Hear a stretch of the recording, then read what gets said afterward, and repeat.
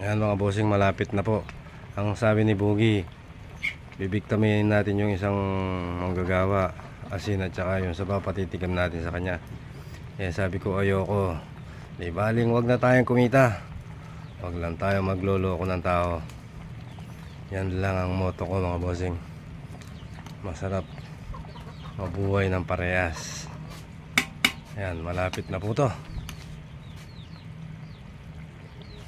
Yung milon. Pinagsabay-sabay ko na pa po pala yung gulay mga bossing. Mainit po pala yung kahoy sa pa Yan tirik po na yung araw. Pagka alas 12 na, sakto na po sa mga manggagawa to. Alas 12, kakain na po sila. Yan. Isang kulo na lang po to, pwede na. Titikman na po natin. Wow, sabaw.